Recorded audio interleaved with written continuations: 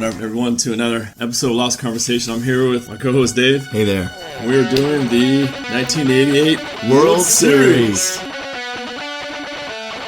Lost in conversation. Lost in conversation. Lost in conversation.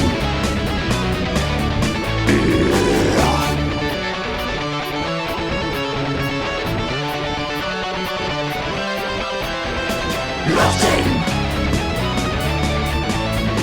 conversation. Lost in. All right. All right. This is what I consider the greatest sports moment of all time. I remember it watching this game. I was 9 years old at the time. Growing up a Dodger fan. Definitely remember where I was at. I was actually on vacation in the Lawrence Walks Resort in San Diego. I remember watching it in our villa in the living room as it was all going down. And once Kirk Gibson got up to bat, I thought, man, this looks like he's crippled. He has no chance. And when the big moment happened, I just went crazy and I just lost it. I also had a giant Orel Hershiser poster on my door in my room. Also have a framed picture of Dodger Stadium here that I brought down for the podcast. I have Orel Hershiser's, not his rookie card, but his second year card here. It has the 83 stats, 84 stats where he had 11 wins, 8 losses. It looks like he really hit his stride in 88. We'll definitely go over both teams. Dave, do you remember watching this or you don't? Really? Yeah, I vaguely remember it. I'm a Red Sox guy myself, so I have fonder memories of them. But my dad is a big Dodgers fan, so growing up, I got to watch some Dodgers games. Definitely knew about Orel Hershiser, Tommy Lasorda, Kirk Gibson. I knew about these guys. So I remember sitting, probably in the living room watching it with my dad. Again, doesn't have the fond memories that you have. It's funny how we both remember Orel Hershiser as a good hitter. Oh, yeah. Because I'll never forget, when I was at recess one time, I was telling guys how great of a hitter Orel Hershiser was, and they're giving me a hard time. And I was like, no, he's a good hitter. Like, pitcher, he's a pitcher, and laughing, but he's actually a good hitter. I know they use him a lot to bunt the ball for sacrifice. Right. For a pitcher, I mean, he's for a pitcher. He's a legitimately solid hitter, He was a good hitter. And I was telling Dave, I actually was watching one game where it was a really odd moment where the pitcher, Kevin Gross, was pitching. And he actually hit 2 back-to-back homers. Yeah, that's something you don't see. Very crazy. A lot of these guys on this game we're about to watch, I remember playing RBI Baseball, the video game, as a kid, and seeing Jose Canseco, McGuire, Dave Stewart, and man, when you had Dave Stewart, you'd push the A button and the down arrow, and he would throw it like 100 miles per hour every time. I remember that on the game. Yeah, I mean, they had just a lot of stars on their team. The A's did. Yeah, they had a lot of stars on their team.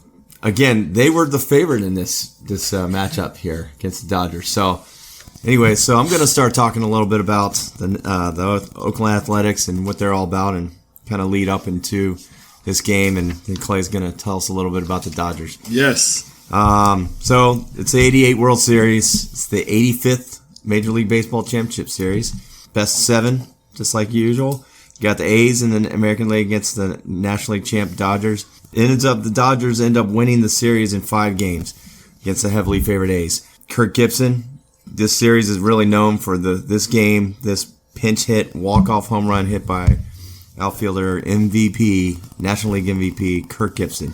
To me, the greatest sports moment. Yeah, it's definitely an iconic moment. No matter who you're a fan of, it's something that sticks in your head. Kirk Gibson, I mean, he's out there. He can barely walk. He's got multiple injuries, knee injury, hamstring. Basically playing with 2 messed up legs and out there being the hero. They couldn't even find him in the dugout at one point, and then that was funny because the announcers had said that where's Gibson? He's obviously done for the day, and they kind of scanned the dugout and he was not there. It was great. And then, of all things, he does this against a Hall of Famer, the Athletics closer Dennis Eckersley. Yes. Who pretty much when he comes in, the game's over. I love watching his sidearm pitches. Yeah, he's very intimidating out there. Dodgers were the only MLB team to win more than one World Series title in the 80s. Their other World Series title coming in 1981. So you got the A's, Oakland Athletics, and they had the confidence, the swagger. They're heavily favored. This is the Bash Brothers, man. That's right, the Bash I Brothers. was telling Dave during that time, how many like Oakland A's hats and jackets did you see? It was a lot of fans, they man. were the cool team to like. Yeah, during right. that time, the Bash right? Brothers, yeah. So you got Mark McGwire, 32 home runs, 99 ribbies. Jose Canseco just destroying people, 42 home runs, 124 RBIs, still batting .307 even with that power. That's a high batting average. And these guys are in their 20s, so they're just going to get better, you know. And Canseco, really cool fact about him, first player ever to hit 40 or more home runs and steal 40 or more bases in Major League history. I didn't realize he stole that many bases. He actually steals a base in this game. Yeah, and he's MVP of the American League. He makes some great fielding plays. I mean, he's just an all-around superstar. It's like Mark McGwire has not really hit his peak yet. He's not the Mark McGwire that we knew in his later years. This was definitely, Canseco was much It's better. his team. You know, he's the force right there. And that's not all. They got Dave Henderson. He's hitting 24 homers, 94 ribbies. He's batting over 300. And then you got a guy, former Pirate, Dave Parker. He's got respectable home run numbers as well. I mean, so they've got a lot of weapons on their offense. And it doesn't end there. You got their pitching. Could have been arguably the best in the league. Led the league in ERA, 3.44 ERA. Is that Stewart? No, this is the team, the whole team. Okay. They led the league in ERA with 3.44, 104 wins. 104 wins from your starters. I mean, you figure your long relievers are going to pick up some wins. I mean, it was basically the starters just playing out the whole game. I mean, they're pitching a lot of games here. Dave Stewart in particular, he had, I believe it was 15 complete games or 14 complete games through the year. So, I mean, when your starters are going complete games or 7 or 8 innings, I mean, you hand it off to Eckersley, and you're saving your middle relief guy and your setup guys for the rest of the season for when you really need them at the end. So you got Stewart, who was ironically an ex-Dodger, late 70s, early 80s. There seemed to be a lot of trading between the there A's really and Dodgers. was. And then also another ex-Dodger, Bob Welsh. He was their number 2 guy, 17 wins for him. Then you got Storm Davis with 16 wins. So these guys are really bringing it. I remember even as a kid, I mean, how good these guys were. Then Dennis Eckersley, of course, who used to be a starter at one time for the Red Sox and the Cubs, you know, converted into a closer, and quite the closer he was, leading the American League in saves, 45 saves in 1988. But yeah, Eckersley, 24-year career. So, I mean, this guy's the real deal. They got a lot of real deal type players on the team. So, tell us about the Dodgers, Clay. Oh, okay. All right. The 1988 Dodger team batting did not finish top 5 in any offensive category, except their batting average overall was 5th. So not known for their offense. Kirk Gibson, 25 home runs, led the team, but it was only good enough for 7th in the National League. Kirk Gibson was the only position player named for the All-Star game. However, the Dodgers were 6th in the NL in runs scored and backed that up with excellent pitching. Really good pitching staff. They went through a lot of pitchers. We saw some excellent pitching in this game. Dodgers were the 2nd NL team. ERA, runs allowed. The staff was anchored by Cy Young Award winner, the one and only Orel Hershiser, who led the league in wins. Win-loss percentage, completed games 15, shutout 8, sacrifice hits 19. That's that weird stat there that shows that he can actually hit the ball too. Hershiser was backed up by a pair of Tims. Tim Leary, who went 17-11 with an ERA of 2.91. Rookie Tim Belcher, who starts off this game, who has an overall record of 12-6, ERA 2.91. Bullpen was outstanding, headed by Jay Howe with 21 saves, 2.08 ERA, and then Alejandro Pena with 12 saves, 1.91 ERA. Longtime New York Mets closer Jesse Orosco, the Dodgers bullpen, led the league in saves with 49. Yeah, that guy played forever. He was one of those guys that just thought he was going to die on the field or something. And we saw, Pena, he might have won this game. Actually. Yeah, he was looking like he was going to be the MVP until Kirk Gibson came up. That was outstanding what he did in this game. Okay, so it was the intensity and fortitude, however, that defined the 88 Dodgers. The trend began with Kirk Gibson. He was just a super hard worker guy. He put his body on the line. That's why he had so many injuries. He was signed by a free agent from the Detroit Tigers. He helped lead the Tigers to the 84 World Series. The invincible Hershiser threw shutouts in 5 of the last 6 regular season starts en route to a 59 consecutive scoreless innings pitched. How about that?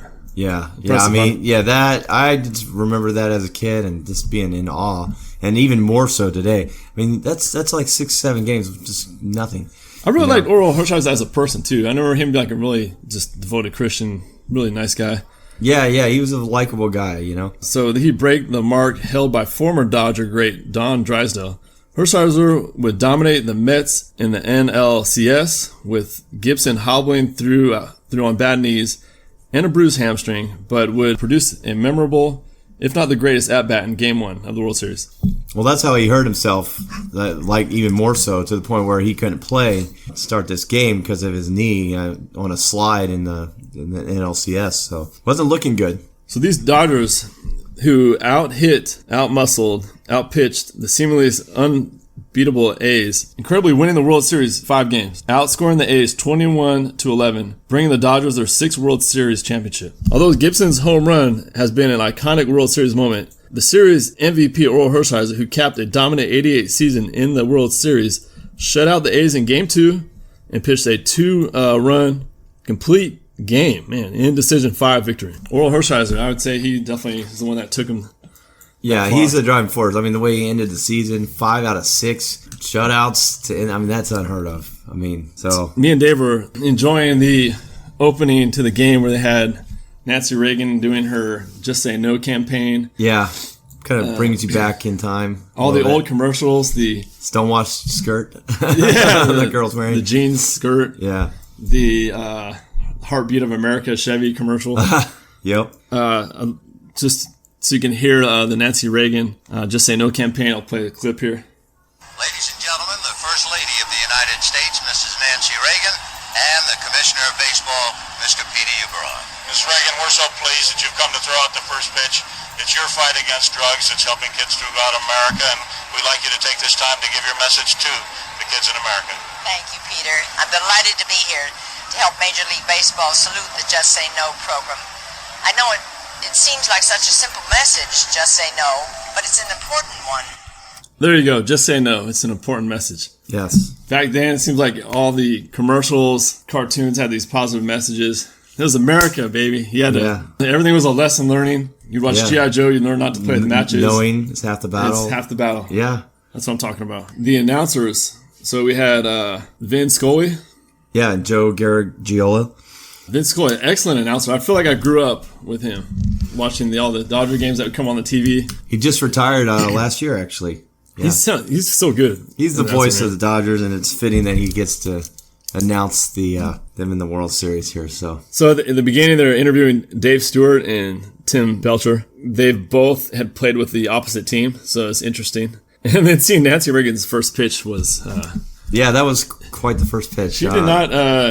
it was more like from the batter circle than the actual pitching mound. Yeah, they didn't bother taking her out to the mound. I guess it was just a little easier just to do a little shorter throw there. I love some Tommy Lasorda. I don't know what it is. Man, when I think of Dodgers, I think of Tommy Lasorda. He's awesome. So the announcer pretty much going over that Kirk Gibson's not going to be able to play, hurt his knee, that Tim Belcher's going to be starting. He's actually a rookie. Against a wily veteran, man. I mean, it's a lot of pressure for the Dodgers here. I mean, they got, and Belcher in particular, you got your star hitter out. Right. You got a rookie sensation, but under the spotlight, the real spotlight, for the first time against a guy like Dave Stewart, who's, winning a 21-game winner. So, I definitely remember him from RBI Baseball, man, pitching. The players were wearing stirrups. I remember playing baseball as a kid, the stirrups. I don't know if do you see that in the pros still? I mean, probably less frequently. Okay.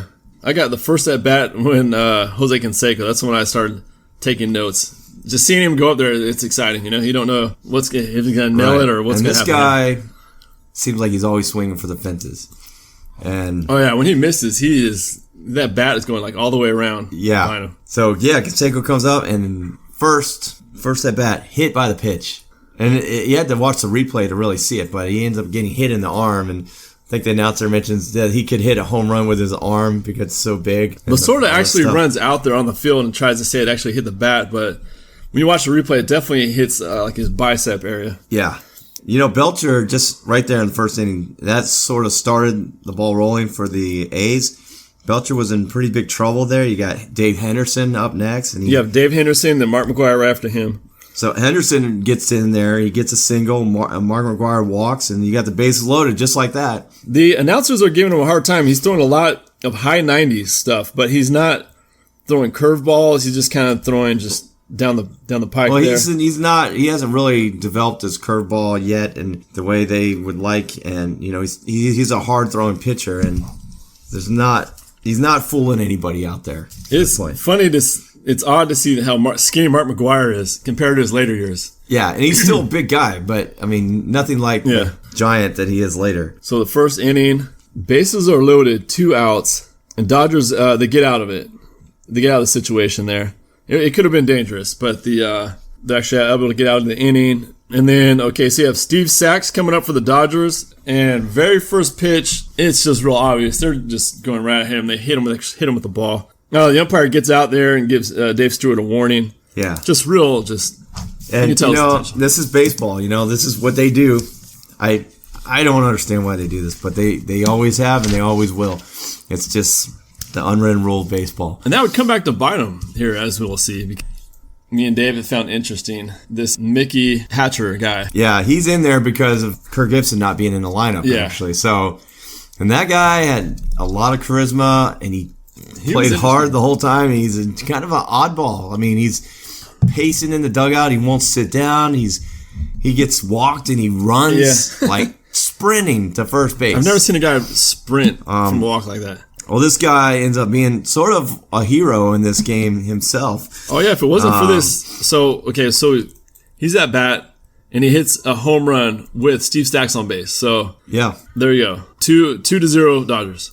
Yeah, and Stewart had got called for a balk on the previous pitch. That moved Steve Sax over to second. Right. And that's a problem that Stewart was having throughout the year. So he's got a guy in scoring position, which always is a green light for the hitters. All they need is a single to the outfield, and they're on the scoreboard. So, yes. But, I never seen a guy so excited about hitting home run. Oh, man, he was going around the bases, and they said he had only hit one other home run in the entire year. Yeah. Well, he was probably sitting in the bench locker. Yeah, right. Yeah, but still, he's not known for his power. He really rose above there. Dave Stewart, next batter, he makes sure he gets him. He strikes out the next batter. And he gets Walt Weiss striking out.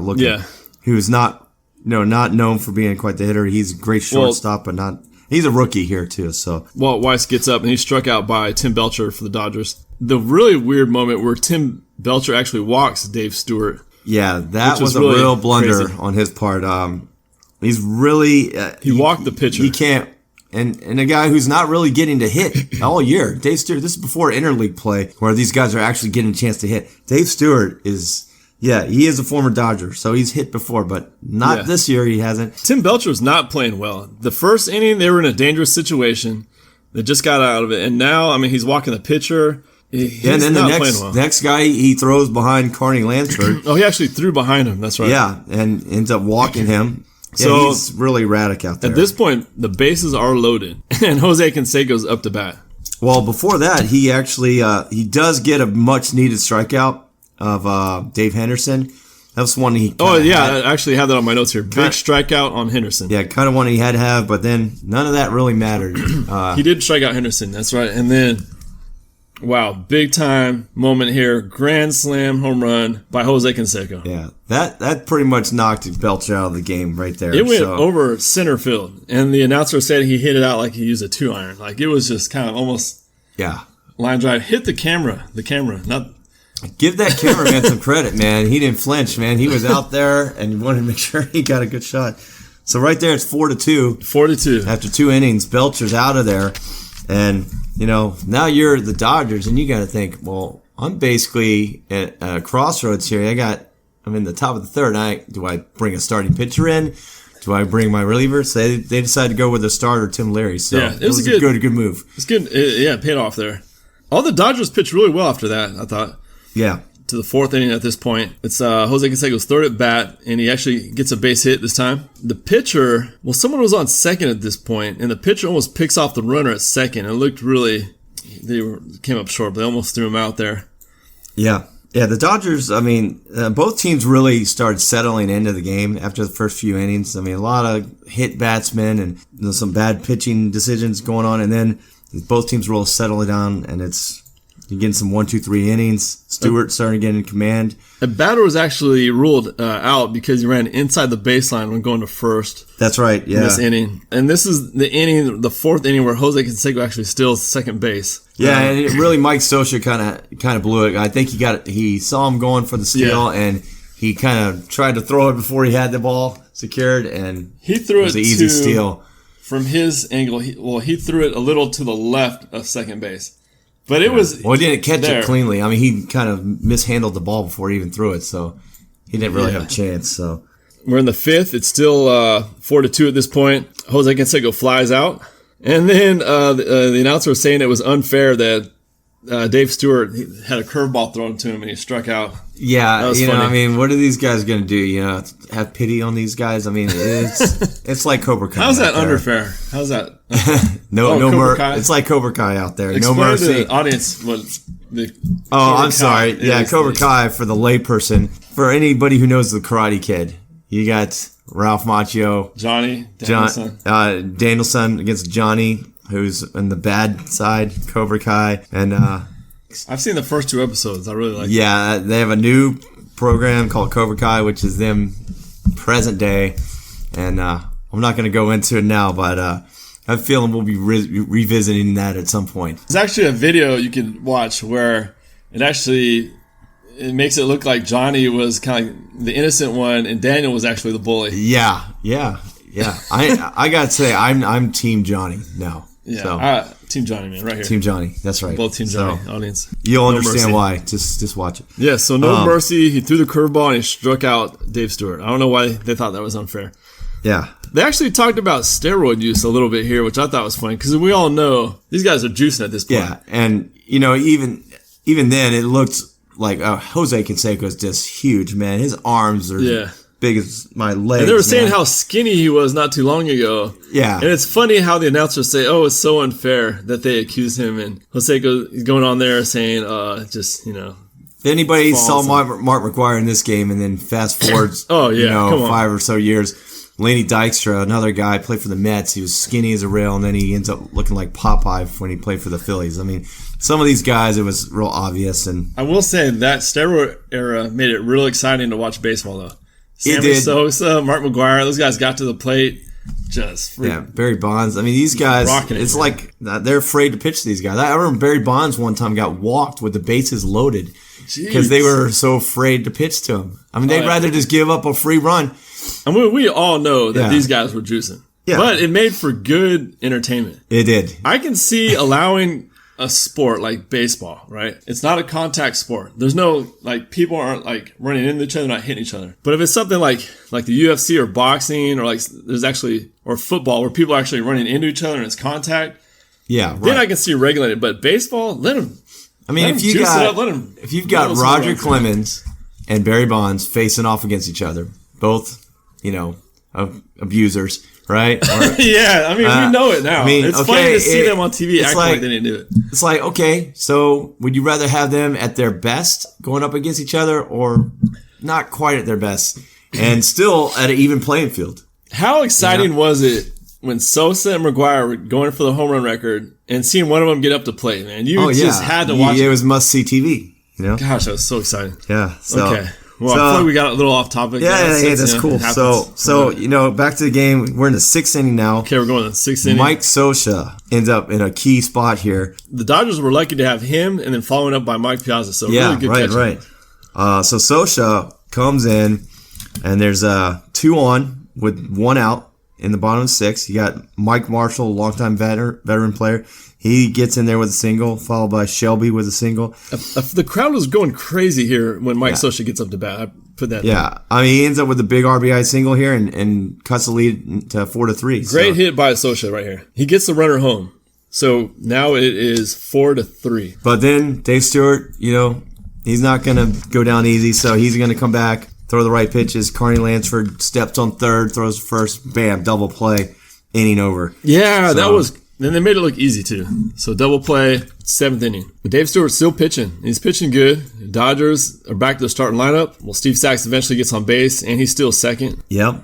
But then he can't. Nothing that really happens after that. Nothing happens is after left that. on base. That's pretty much all the excitement in that. Dodgers are going through their pitchers here. Every time their pitcher gets up to bat, they're putting a pitch hitter in. Yeah, and a lot. That's a good strategy. They don't have faith in anybody except for Hershiser out there hitting. So now into the top of the eighth, and Dave Stewart's still out there. He's already over 100 pitches now. It seems like me and Dave were saying, it seems like he's batting a lot for some reason. He's getting a lot of at-bats. Yeah, I mean, just like his at-bats were not, particularly the walk. I think that's the thing that really just threw people off. And so now when he comes up to bat, you're like, man, is something going to happen? Or is he just going to stand there and take 3 pitches? Right. His other at-bats were not as exciting as the first one. So yeah, but he's still in there. They're better off keeping him in there and dealing with the easy out than, taking him out and seeing what happens. So we're getting late in the game, past the 7th inning stretch here, and we are going into the 8th inning. Yeah, and so you got Stewart. He's in there in the 8th inning to Hatcher, who walked earlier, or ran, I should say. Mickey Hatcher, man, he's really making. If I hadn't watched this, I would have remembered him in this, and he was very entertaining. Yes, he was, and you would have probably not seen him if Kirk Gibson had been hurt. So this is the point where the announcers do not see Kirk Gibson in the dugout, and they're saying he must be done for the day. Yeah, Vince Scully has just decided that this is it. He's definitely not coming back in the game. He's definitely not going to be in this game. So we see a good outfield move by Jose Canseco catching a fly ball. Yeah, that just further shows that he's not just a home run hitter. He's an all-around superstar, man. Yeah. Alejandro Pena comes in there, and man, he might have saved this game for him. Yeah, I mean, he had 2 huge strikeouts, and the Henderson first, and then Canseco. And gosh, man, I gotta say that was about the hardest I've ever seen a guy swing the bat. Jose Canseco on, I believe, it was his second strike. He's facing the heart of the order here. He's going against Jose Canseco. He's already struck somebody out at this point. Henderson. Yeah, he struck out Henderson. Jose Canseco is just swinging for the fences, man. He swings so hard that it comes back around and hits him in the back. Yeah, I mean, it's insane the way he's swinging. You can see it, man. He's just gripping his arms. He's just gripping all and his ripping, muscle basically. in it, man. Yeah, he's not holding back at all. He strikes him out. He throws one just right by him. Boom, strike 3. That was huge. That was Well, they had the guy that replaced Dave Parker a few innings back, and he actually gets on base. He does. Yeah. He beats out a throw, and that. Probably what the reasoning was, get that speed in there, and then Mark McGuire's unable to do anything with it after that. So right. So now here we are, bottom of the ninth. Bottom of the ninth, ladies and gentlemen. So at this point, we still don't see Kirk Gibson right away, but then they start talking about how he's not even in the on deck circle. They've got another guy, Dave Anderson, on deck. Sosha, quick, easy out. He's out of there. Sosha gets up. He pops out really quickly, probably like second pitch or so. So we got 1 out. I was surprised they actually put in another pitch hitter besides Gibson with 2 outs. Yeah, they brought in Mike Davis, and that was actually an idea that Kirk Gibson had when talking to Tommy Lasorda. He reveals after the game, bringing him in, and again, he's another speed guy. So you're thinking it's like, what do you want to do at this point? You want to at least tie the game. Because they're 2 runs down here. Yeah. 2 runs down, right? 2 runs down. Oh, no. They're only down 1. Okay, they're down the 1. So all they got to do is get the runner home. Mike Davis is fast, so if they can get him into scoring position, which they do. He's on first, and he actually, while Kirk Gibson is up, there's 2 outs. He actually still second. Kirk Gibson sees that and sees, well, now all I got to do is get him to the next base hit to the outfield. He's scoring. He doesn't have to hit a home run, is what he says. Takes a lot of the pressure off of him, actually. He's found the ball. He gets 2 strikes, no balls there. And then eventually, he has a really good eye at this at-bat. He watched 3 pitches go by him with 2 strikes on him. That's brave. I mean, a lot of times you're going to chase one of those at some point, and with that's 2 strikes on you. Sort of the idea from Eckersley. But so full count, the guy's on second, and he swings, and it goes off almost like center right field area. Home run. There it is. Vince Scully. In his way that he announces, I mean, there's a lot of silence from the announcer. Yeah, well, afterwards, So which was cool. The crowd is going nuts. Lasorda actually gets out of the dugout and actually catches some air, jumps up. Yeah. I think he got 3 feet of air. Yeah, for sure. Kirk Gibson really not able to use his legs. It's more of an arm Yeah, swing. he's all arms here, man. And I mean, that was just a adrenaline rush. I think that was one of those moments where the adrenaline rush got there, and he just willed it out, man. So I was a kid watching this, 9 years old, and when that happened, man, I was going nuts in the living room. I was doing the whole the elbow thrust like Kirk Gibson was going around the home runs. That was crazy. That was just the greatest thing I've ever seen. Yeah, that was a very memorable. That, like, the fist pumping. That was really the thing that stands out in my mind. It's so iconic. You would always see that, like in replays or. Anytime you see a guy out there playing hurt and he ends up doing it, reminds you of The Natural, actually, the iconic baseball movie where he's out there playing hurt, he's bleeding. You don't think he should even be out there, and then he hits one and destroys the lights. We watched that recently, and I forgot how mad I was at that coach for not playing him, man. I was like, and then they're losing all the games. I'm like, put him out there, man. And I have a feeling one of these podcasts soon, we're going to have another story about a heroic moment in baseball history. So stay tuned for that. Yes, that's going to be Dave's pick, and I'm looking forward to watching that game. Yeah. I haven't sat and watched a baseball game in a long time. Yeah, it's so much strategy involved. There's so many scenarios. I mean, it's definitely an interesting thing to watch. But you got to have patience. You got to sit down and appreciate it. Locally, we'll watch the Hampton Pilots play. That's a good, fun time. Like a local team. Any local teams that you watch?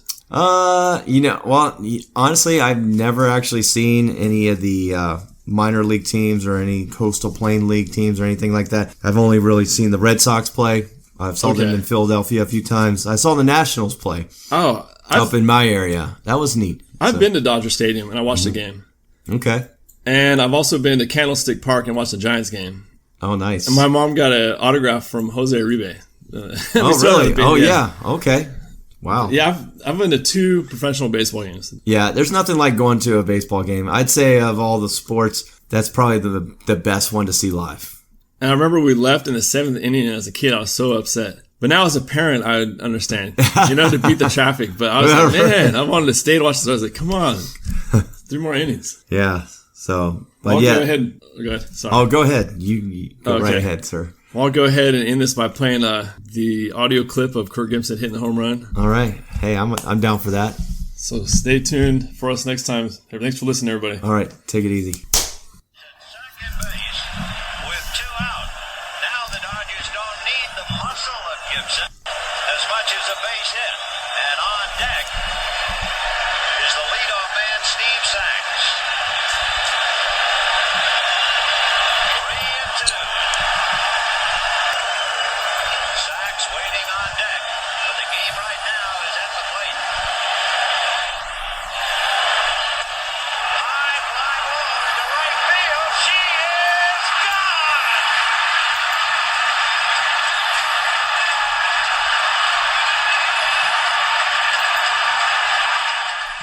This is Eric Jedi Knight. Thanks for listening to the show. If you guys want to write us, email us at lostinconversation@yahoo.com. Hope to hear from you guys soon. The force will be with you always. I'm lost in conversation, just my imagination, just the situation I'm in. It's time to start over again and again and again. Yeah. I'm lost in conversation, not my imagination, just the situation I'm in. It's time to start over, time to start over, time to start over again. Yeah.